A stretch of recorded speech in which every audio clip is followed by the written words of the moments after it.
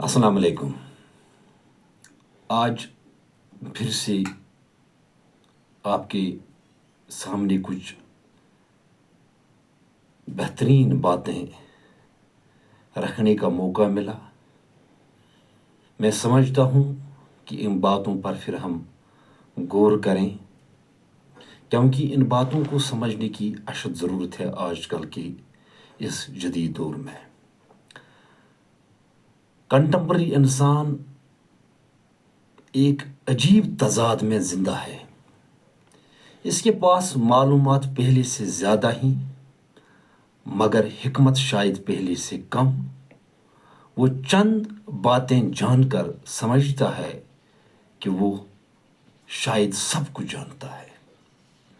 जैसे कि इंग्लिश के एक फेमस राइटर अलेक्जेंडर पोप ने कहा था, a little knowledge is a dangerous thing.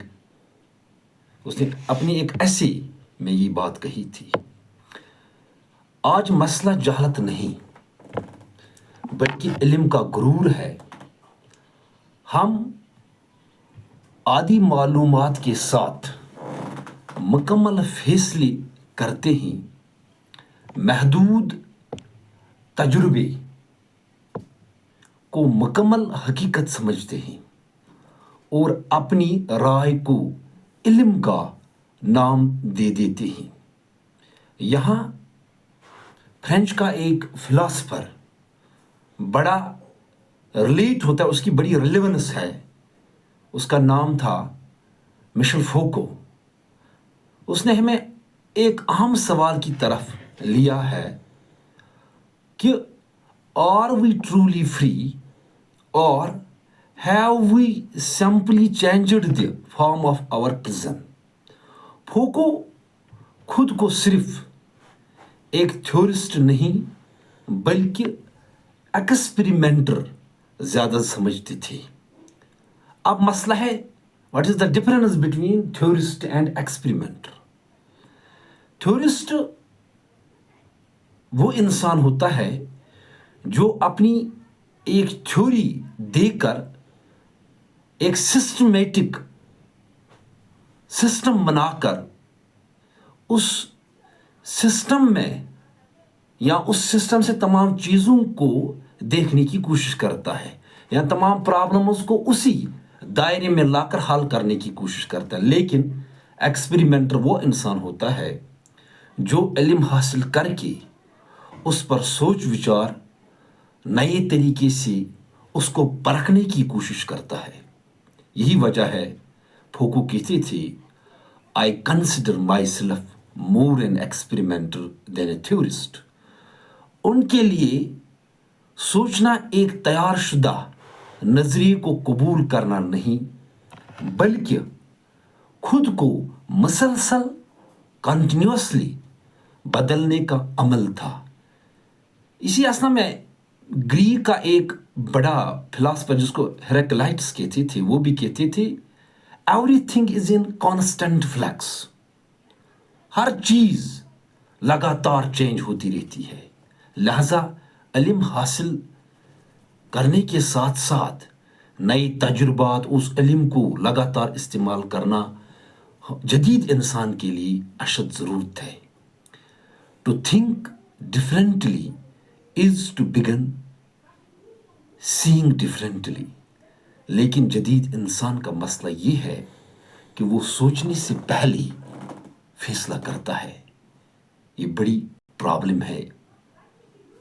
हम जिस दौर में हम इंसान जो रहते हैं, वो सोशल मीडिया, माशरे, ख़ानदान, मीडिया और ताकत के मुख्तलिफ इदारों से ख़यालात लेता है, फिर उन्हें अपना आज़ाद ख़याल समझता है। ये शायद जदीद इंसान की बड़ी प्रॉब्लम है। फोको का बुनियादी सवाल है, who taught you to think this way. आपको किस चीज़ ने ऐसी इस तरीके से सोचने पर गमजन किया? क्या वाकई हमारी ख्वाहिश हमारी अपनी ही? क्या कामयाबी की हमारी तारीफ हमने खुद बनाई है क्या हमें खामोशी से सिखा दिया गया है या नॉर्मल तरीके से? क्या सक्सेसफुल होना आज के इंसान के लिए काबिल कबूल है? मार्कस ने हमें बताया है कि इंसान माशी निज़ाम में कैसे एलिनेटेड होता है, यानी इंसानी माशरे से कैसे वो बेगाना होता है। लेकिन यहाँ पर फोको हमें इस सवाल को मज़ीद गहराई से समझने की कोशिश करता है। वो कहते हैं power, knowledge and institutions shape the human mind. लिहाजा सवाल सिर्फ ये नहीं कि इकानमी को कौन कंट्रोल करता है, बल्कि ये ज़्यादा समझने की ज़रूरत है who controls the way we think.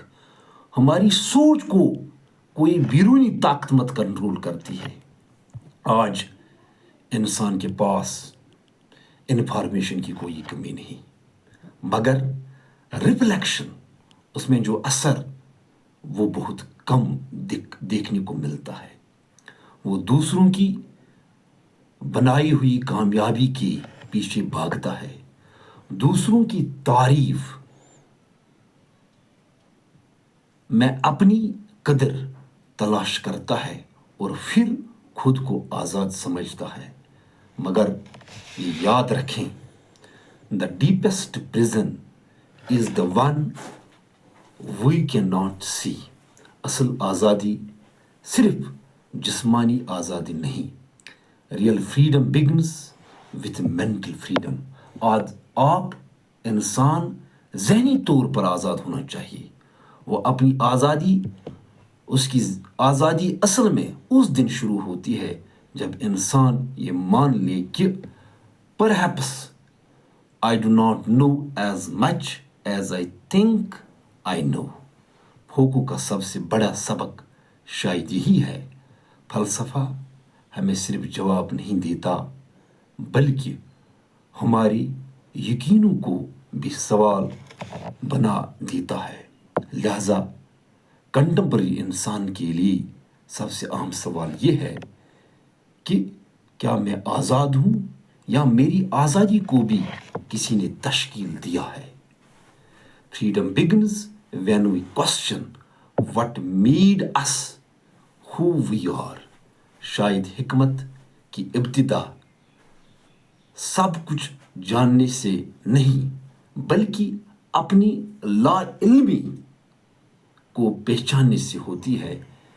लिहाजा मैं इन वीडियो को आपके सामने इसलिए रखता हूँ, फेसबुक के माध्यम से, सोशल मीडिया के माध्यम से, ताकि हमारी नौजवान नस्ल इन बड़े बड़े फिलासफर्स को पढ़ने की कोशिश करें और अपनी ज़िंदगी को एक कामयाब ज़िंदगी की राह पर डालें। यही मेरी दिल की ख्वाहिश है। शुक्रिया।